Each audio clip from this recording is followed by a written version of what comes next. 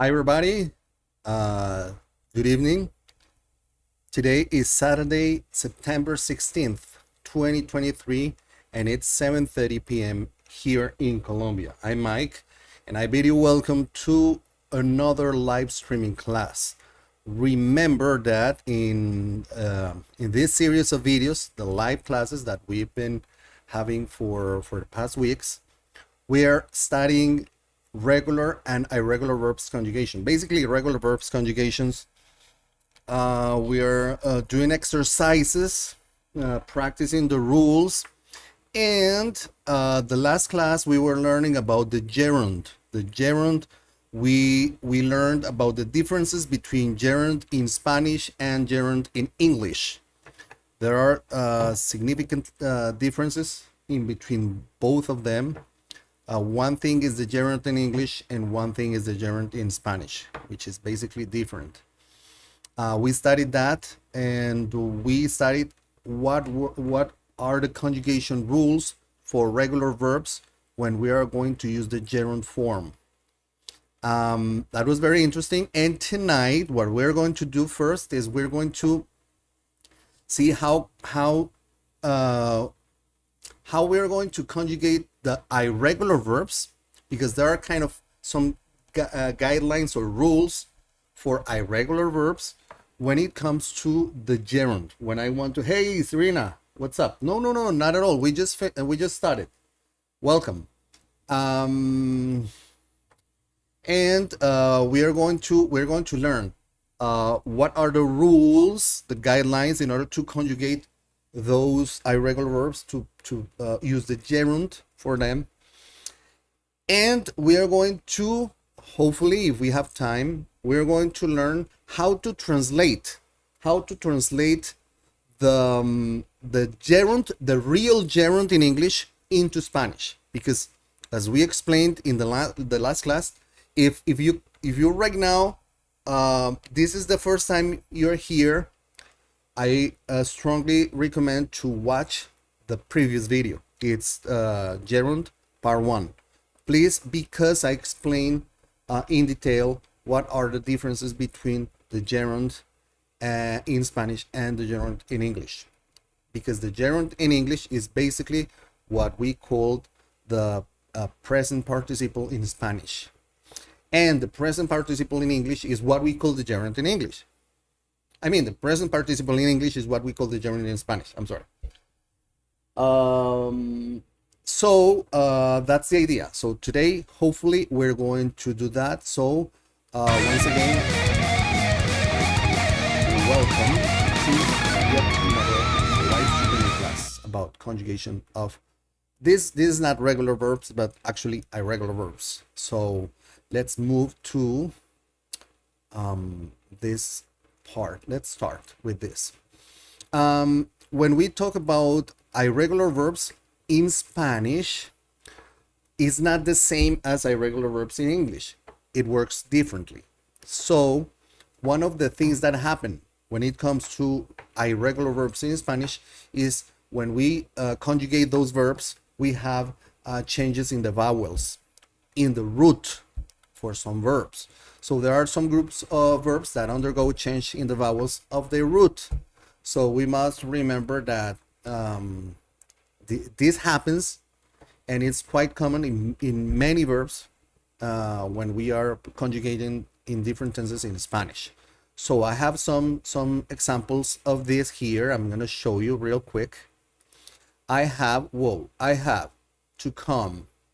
Let me move this here. Oop, okay. I have the verb to come. To come is an irregular verb in Spanish.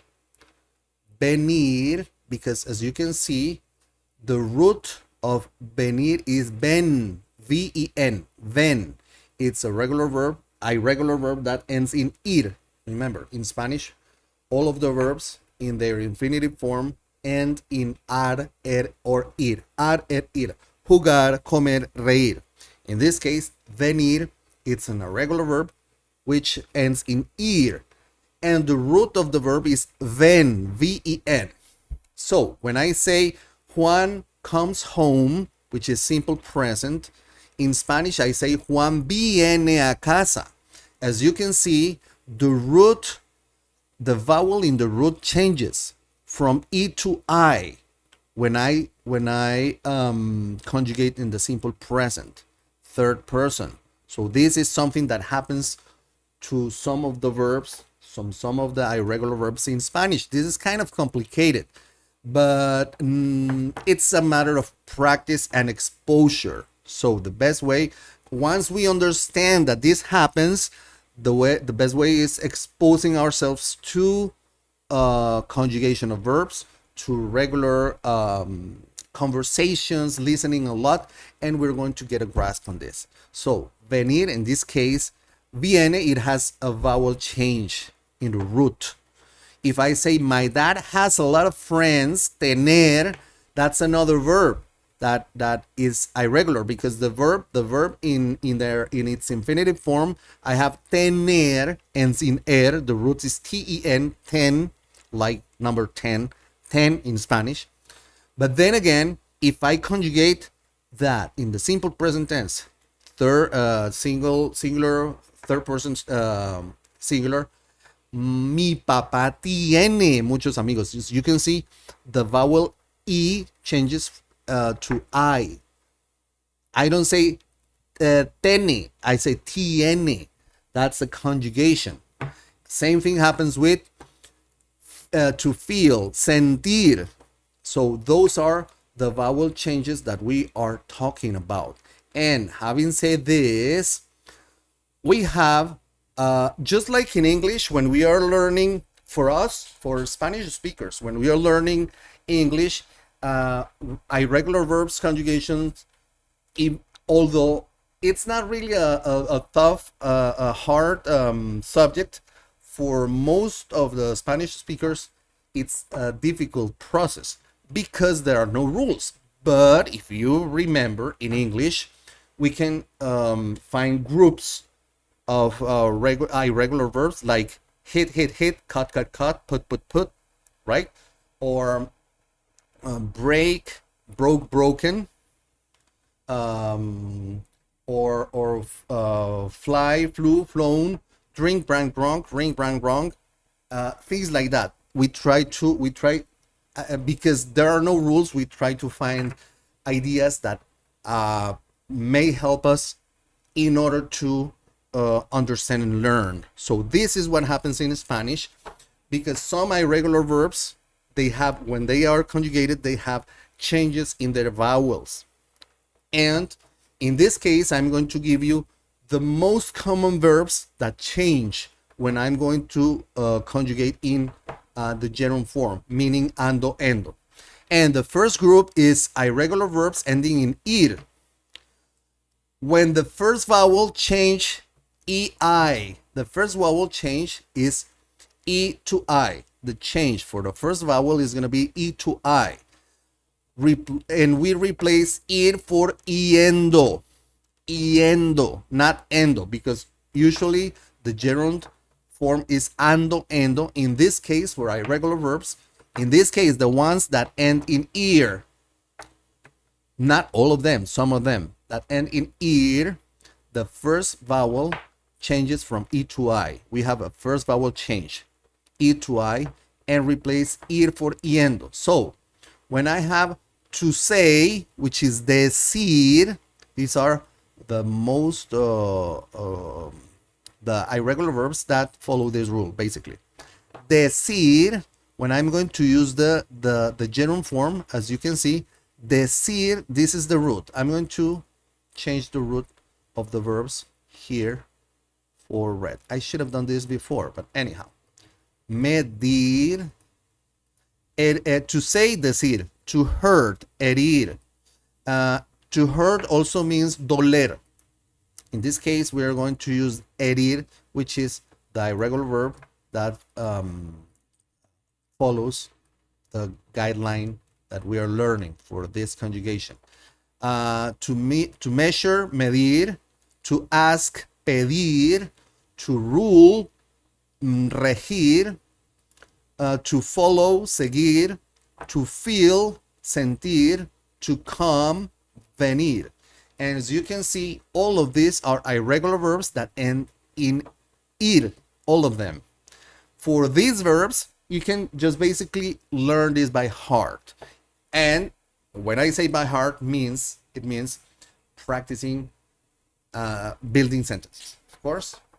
And when I'm going to change this into their gerund form, what I do is I keep the root, but I do the vowel change.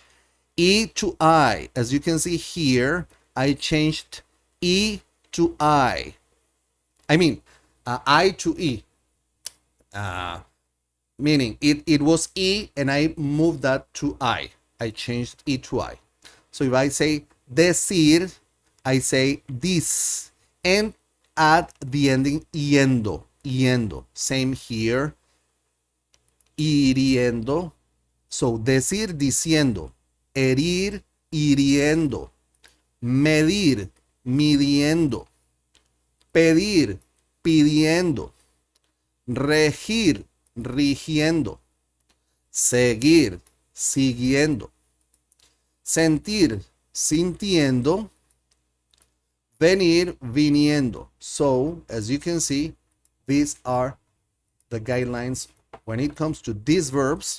And basically, I was checking through a vast list of verbs, irregular verbs. Basically, these are the ones that follow this rule. So you can just learn the verbs and practice them, of course. And we have, let's say, this is what I'm saying. Esto es lo que yo estoy diciendo. I was asking for that. Yo estaba pidiendo eso. You are going to be feeling better. Tú vas a estar sintiéndote mejor. Sintiendo. So, these are the conjugations for these verbs. Now, let's move to verbs. And let me change this again here. Some irregular verbs that end in er and ir. The first vowel change is O to U. And we also replace ir for yendo. Ir for yendo. So in this case, these are three verbs. As I said here, be careful because some verbs are irregular in the present tense, but not in the gerund form. So this is kind of tricky. So in this case, these three verbs, basically these three, to sleep, dormir, dormir, dormir. The root is dorm. To die, morir. The root is mor.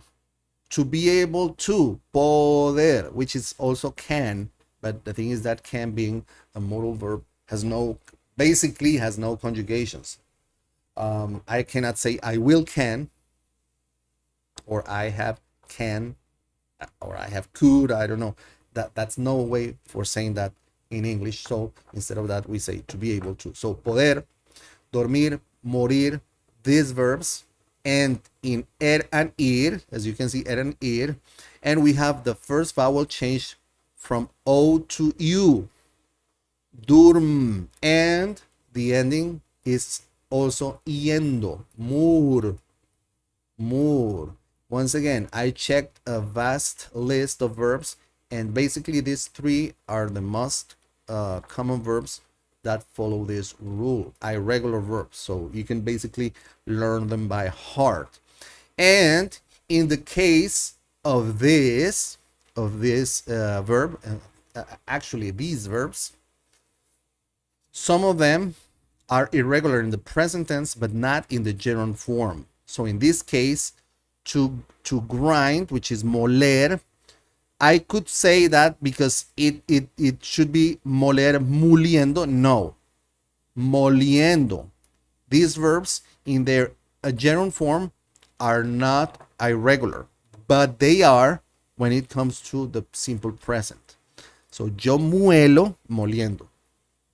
Me duele, doler, duele. These are vowel changes that undergo these verbs when they are conjugated because they are irregular verbs. But once again, these three verbs, that could fall into this category, they are not irregular for their gerund form. So I say moliendo, doliendo, cociendo. This is oh well, let me put this here because I was like covering the. So once again, we have to grind, moler, which is irregular in the simple present. Yo muelo, you see there are changes in the root, the vowel changes. To hurt, doler, me duele mucho, it changes. To cook, cocer, los alimentos se cuecen, but the gerund form is not irregular because there are no changes here. Mole, moliendo, doler, doliendo, cocer, cociendo. So let's move to the next list, which is irregular verbs with the root ending in a vowel. The root ends in a vowel. And then the gerund is formed by replacing the root for yendo instead of yendo. Yendo. Yendo. In Spanish, the Y is read as the J in English. In some countries or in some regions, it is not like that. It's more like yendo. But for real, meaning real, the real, hey, Swapfed Auto, welcome. Hola, bienvenido, bienvenido, bienvenida, no sé. Anyhow, welcome. So in this case, we have caer. The root is ca. Huir. The root is u. Ir. Basically, the root would be e, right? There's no root, in fact. Leer. That's a weird verb. The root is le. Oír. The root is o. Let's say here the root would be ear, right? But in general, there is no root here for this verb. So caer, huir, ir, leer, oír. For these verbs, the root ends in a vowel. A, U, E, O. The root ends in a vowel. Hence, the rule says, well, the guideline here for the irregular verb says that we just add, instead of the root, add yendo. So, cayendo. As you can see, as you can see here, this is the root, this is the root. There is no root here. This is the root. Spanish is kind of complicated. So, caer, cayendo. Huir, huyendo. Ir, yendo. Leer, leyendo. Oír, oyendo. Right? We have also irregular verbs with the root ending in Y or double L. The double L or Y are the double L are letters, characters that sound basically the same in Spanish. Y and double L sound the same. J sounds like the J in English. When we are going to, if the irregular verbs have a root ending in Y or double L, what we do is to form the gerund, we replace the root for endo instead of yendo, and that's it. So in the case of escabullo, escabullir, you see the root ends in double L. Mullir, escabullir means to sneak.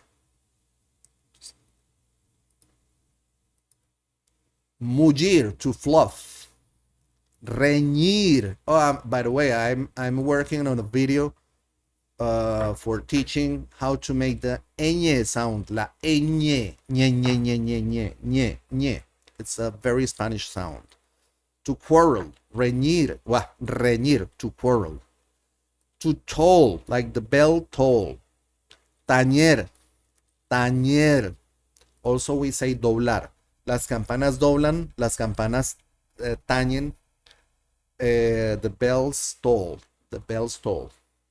So, if the verb ends in double L or Y, or in this case, ñ, it's also the rule would be changing ir for endo, escabullendo, muyendo, riñendo, tañendo. In this case, we follow also the rule of the change of the vowel in the root. Re, ri, reñir, riñendo, riñendo.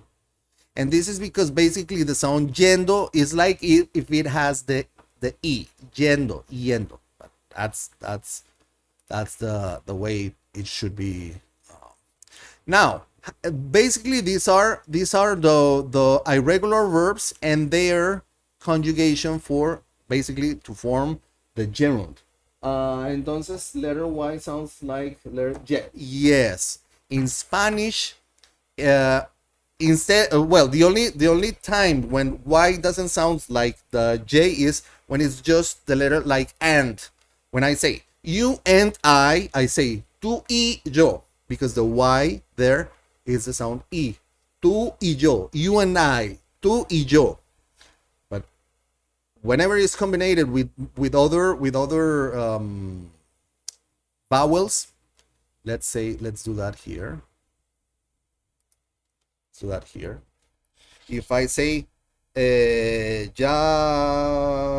yaga, ya, hierro, hierro, Yolanda, yo, ya, yo.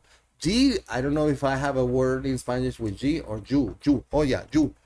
Yurta, you. I can say mayonesa,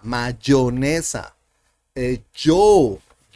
So that's the sound of the J in English. In some regions, they use like E. Let's say in Argentina, when they say yo, they say show, and the Y sounds like sh. But I need to research about that, because as far as I understand, in general, the sound in Spanish would be the J.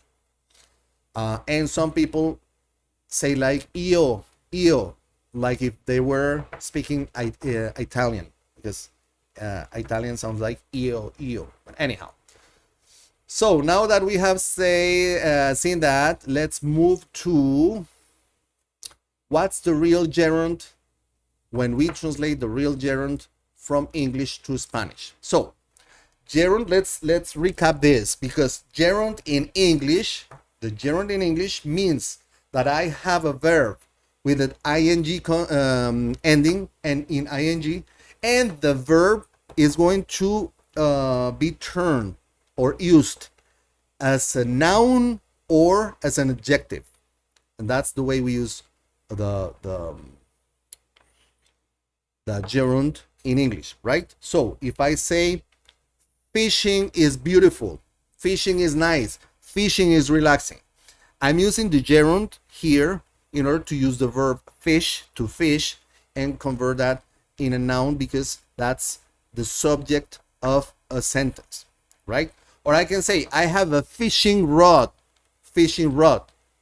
Fishing would be the adjective for rod, and that's the real gerund in English. As I explained in the last class, in Spanish, when we say gerund, gerundio, in fact, in Spanish, we mean the present participle, which is a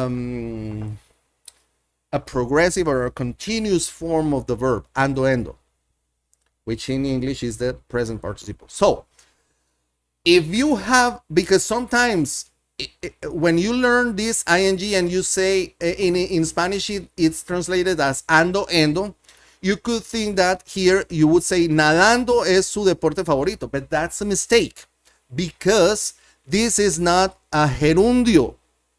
This is not a present participle in English. This is a gerund. So this is either a noun or an adjective. So I have some guidelines here for you to be able to avoid mistakes when understanding and translating or building sentences that use gerunds as we understand them in English. Okay, so the first case scenario is when the verbs in gerund are subjects in a sentence. In this case, as you can see, I have some examples in which the gerund is the subject in a sentence. All of these sentences are in simple present tense, just in order to make this easy. So when that happens, these verbs has to be translated as a verb in its infinitive form, meaning ar, ir. In this case, if I say swimming is her favorite sport, the real translation in Spanish for this is nadar. Es su deporte favorito. Nadar. Yo no puedo decir, I can say nadando es su deporte favorito because, yeah, swimming means nadando. But when it's translated in Spanish as a progressive form. So, if you find a gerund used as a subject in a sentence, you have to translate that first as a verb in their infinitive form. So let's check these examples. Swimming is her favorite sport. Nadar es su deporte favorito. Reading is a good way to expand your knowledge. Leer. Reading, leer, es una buena manera de expandir tu conocimiento. Remember, this is because the verb in the gerund form is being used as a subject in the sentence. Singing brings joy to the hearts of many. Cantar trae alegría a los corazones de muchos. Fishing can be a relaxing activity. Pescar puede ser una actividad relajante. Dancing requires coordination and rhythm. Bailar requiere de coordinación y ritmo. Yeah, Serena. But now at least you understand that it requires practice. It takes practice. But at least right now you know that if you see a gerund as a subject, is ar, ir. That's it. From now on, think of that. Okay? Keep that in mind. Cooking. Cooking is an art that I want to master. Cocinar es un arte que yo deseo dominar. Writing has always been a passion of mine. Escribir ha sido siempre una de mis pasiones. Studying is essential for academic success. Estudiar es my pleasure. Es esencial para el éxito académico. Now, here comes the tricky question, the tricky thing. This is where the plot thickens. Sometimes, when it's a gerund and it's a subject in a sentence, sometimes in Spanish, I can translate it as a noun. Because we're talking about the thing that means that verb. The all of that is implied when we mention the verb. So, if the gerund is a subject, usually we translate that in Spanish as ar, ir, a verb in their infinitive form.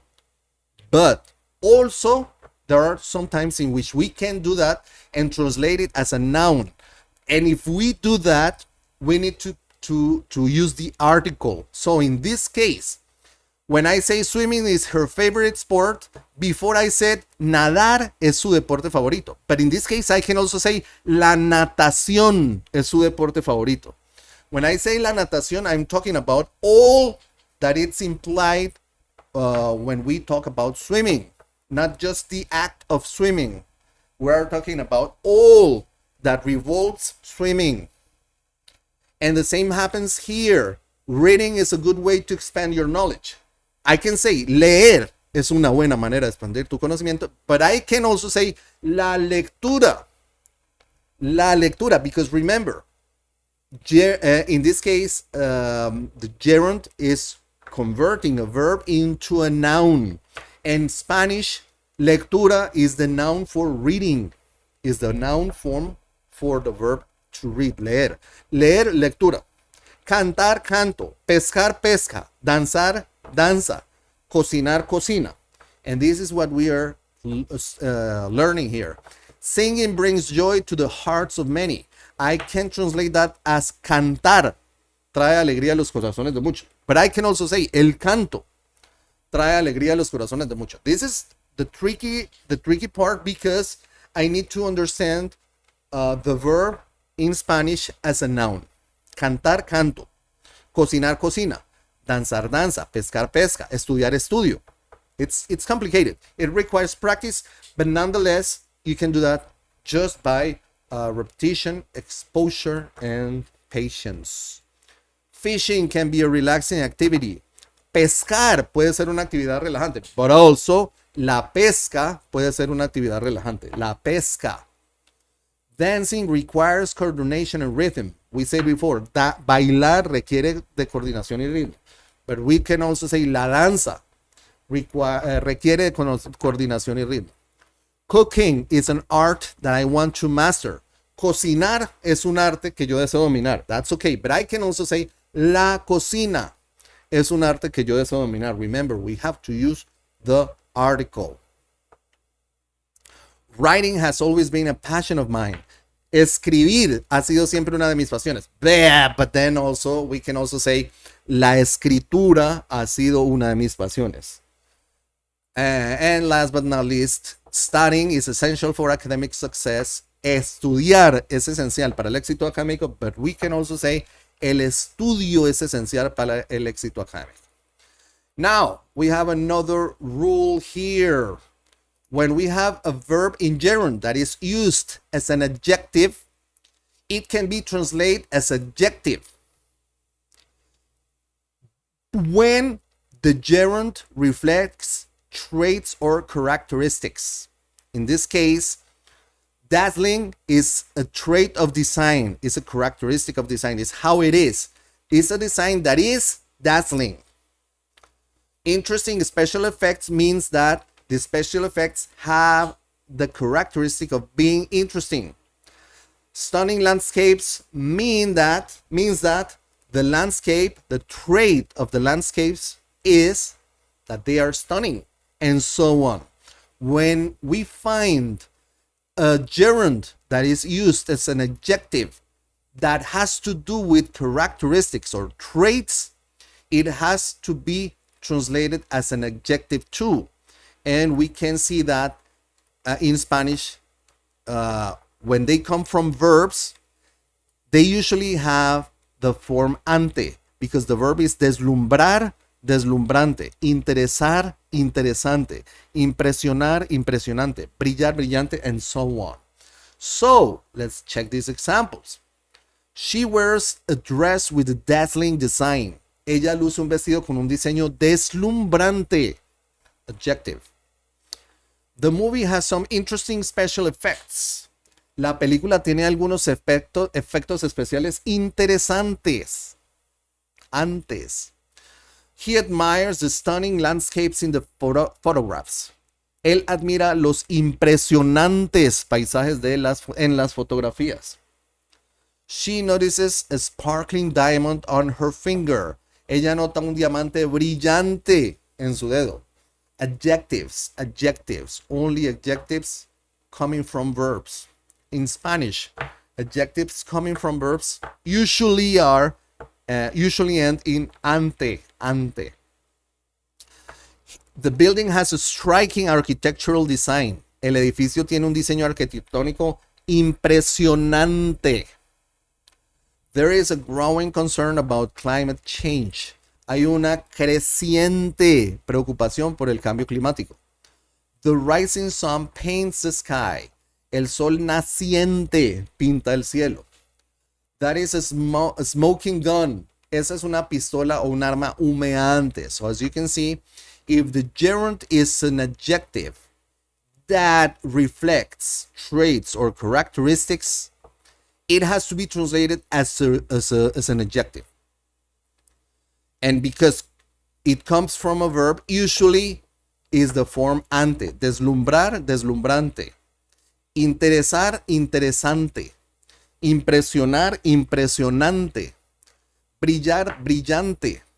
This is impresionante also. Crecer, creciente. Nacer, naciente. Humear, humeante. And also, if the gerund is used as an adjective, it can be translated as a noun if the gerund reflects uses or functions.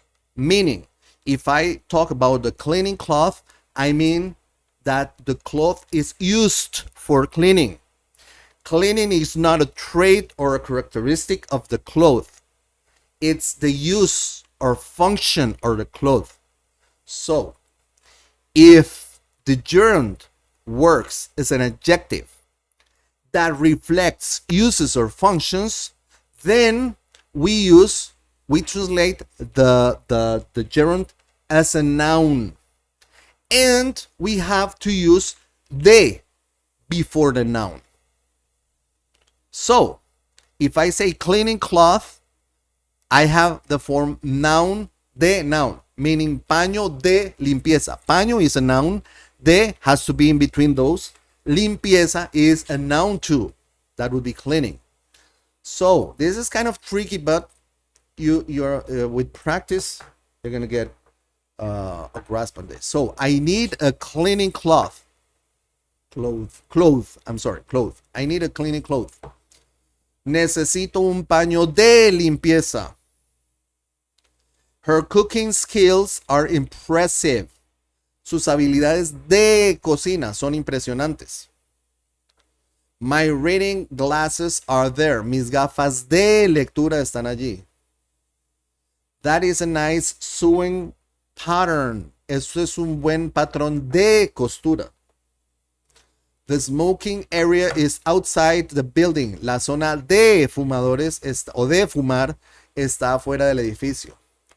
I need a reading lamp. Necesito una lámpara de lectura. She has a pair of dancing shoes. Ella tiene un par de zapatos de baile. This is my fishing rod. Esta es mi caña de pesca. Okay. So if we have a gerund that is used as an adjective, oh, this is the same. Okay, yeah, this is the same that I don't know why I repeated this. Why did I repeat this? Oh, no. I didn't change this. Same thing. If I have a gerund that is used as an adjective, and it can be translated as that can be translated as a noun. If the gerund reflects uses or functions, I can use the form noun para and translate the gerund as a verb ending in ar, ir. So in this case, it would be necesito un paño de para limpiar, a cleaning cloth. This would be something like a cloth for cleaning, right? But I can translate this sentence as para limpiar. So I have those two ways of translating this. If I say her cooking skills, sus habilidades para cocinar, I can also say that. My reading glasses, I can use both ways. I can say mis gafas de lectura, right? Or I can also say mis gafas para leer. If I use de, I have to use a noun. If I use para, I have to use a verb in its infinitive form. That is a nice sewing pattern. Ese es un buen patrón de costura. Or I can say, ese es un buen patrón para coser. Coser, ar, ir.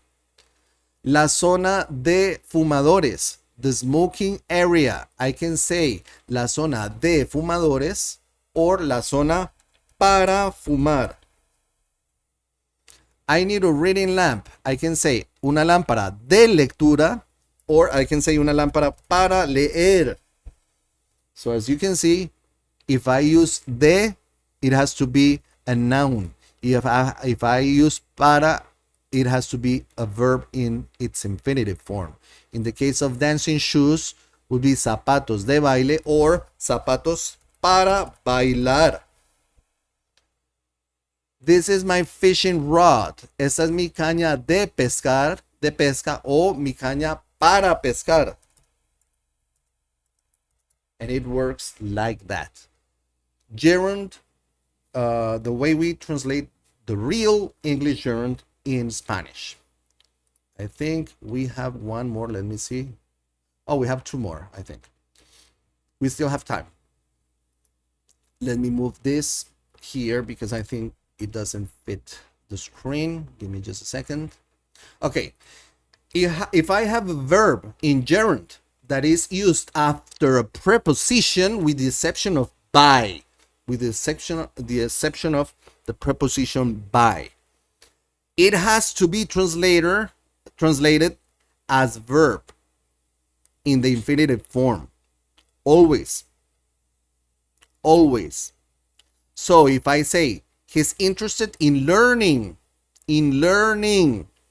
because the verb follows a preposition that is not by, I translate this learning as a verb ar er ir in their infinitive form. So in this case, he's interested in learning. Él está interesado en aprender, not aprendiendo, aprender. Okay. They are responsible for organizing the event. In this case, the preposition is for. So, ellos son responsables de organizar, verb in ar er ir, in its infinitive form, el evento. I'm thinking about moving. Estoy pensando en mudarme. It's a reflexive verb. We're going to talk about that in future videos. We're looking forward to meeting you. Estamos deseando conocerte. They apologized for arriving late. Se disculparon por llegar tarde. She's afraid of flying. Ella le tiene miedo a volar. We're tired of waiting. Estamos cansados de esperar. They are excited about traveling to Spain. Ellos están emocionados por viajar a España. And if the, let me move this again to be, it has to be, if the verb in gerund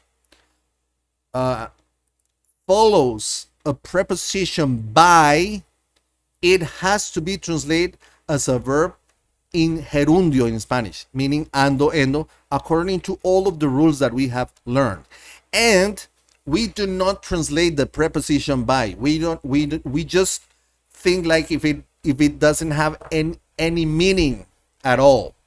So in this case, she solves the problem by thinking creatively. Ella resuelve el problema pensando. You see, I use the ando endo form of the gerund, gerundio in Spanish, and just forget about the by.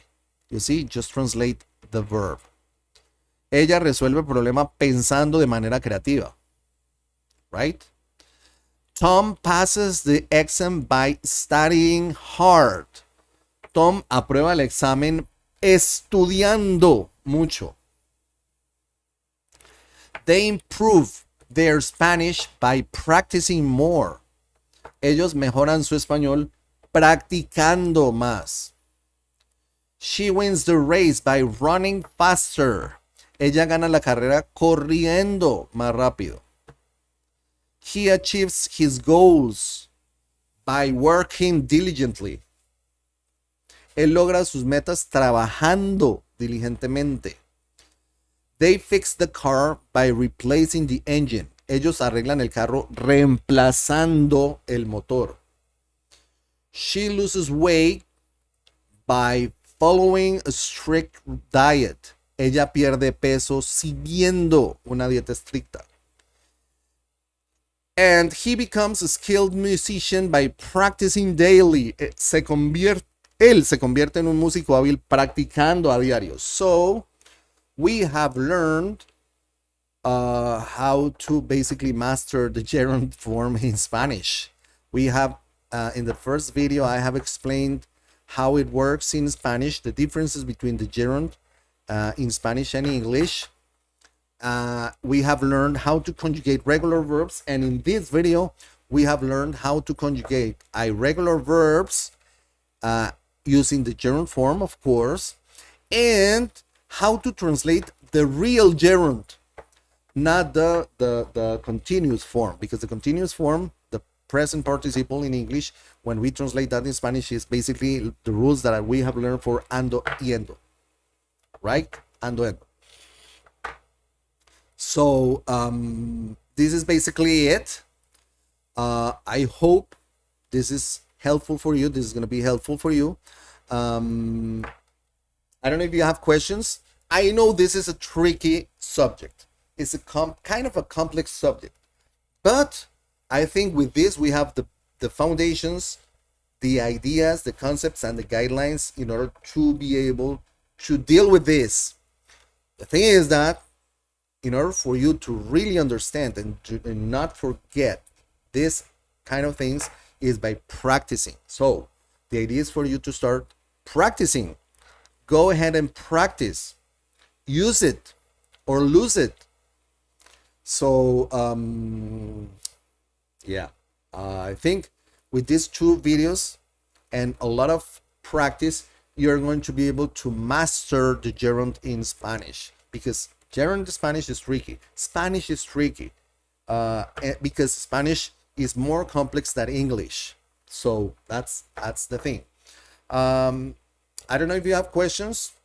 Please remember, if you like the video, you know what to do. Share with your friends, groups, social media, and if you haven't yet, subscribe to the channel. Click the bell button in order to get notifications, because I'm posting videos on a weekly basis. I created a playlist that is called Colombian Slang 101, in which I'm explaining Colombian slang, and I also have a conversation in Spanish for your practice of listening comprehension. I created a list that is called Mike's World, in which I go around the city and places around my city and things that I do in my regular life, and teaching and explaining everything in Spanish, showing in Spanish, for you to practice listening comprehension and also to learn about the things we do, our lives, how we do things here. I also have a playlist that is called The Sounds of Spanish, in which I teach the basic sounds, the vowel sounds, the sounds of the la letra R. I'm going to go with the ñ and stuff like that. So I have a lot of stuff that can be used. I have a podcast. I have 2 seasons of the podcast, 12 episodes each one. The first season is readings with their translations, both in Spanish and English, practicing reading a lot, listening comprehension. And the second season started last week. It's so cool because those are conversations with native Spanish speakers. They are all of my friends. Hey, Ozen Quebec. Yes, he played center back. Es con mucho gusto. Es con mucho gusto. Yo disfruto mucho haciendo esto. Lo paso muy bien. I really have a great time doing this. I really have fun doing this. I really, really enjoy this. So stay tuned for the podcast. 12 more episodes to go. The first one premiered last week. Second one premieres, I think, if not Monday or on Tuesday. Check the channel. You'll get the notifications, because those are going to be, as I was explaining, conversations with Spanish native Spanish speakers, in which we talk about their experiences living in another country, adapting to a new culture, and learning another language. Everything in Spanish, so it's pretty cool. It's going to be useful for you. I'm sure that's going to be useful. So I think that's it for tonight. I think it was clear because nobody asks anything, so I'm glad, hopefully. So thanks a lot to those of you who stayed here during this live class. Thanks also to all of you that are watching this video later, because this is part of a playlist. And okay, muchas gracias, eres el mejor de España. Oh, gracias, es con mucho gusto. You're so kind. Thank you for your kind words. I really appreciate that. I really appreciate that. Serena, my friend, thank you very much. Looking forward to seeing you in future videos. Have fun, diviértanse mucho, pásenla bien, disfruten y nos vemos. Chao. Gracias, que descansen. Buenas noches.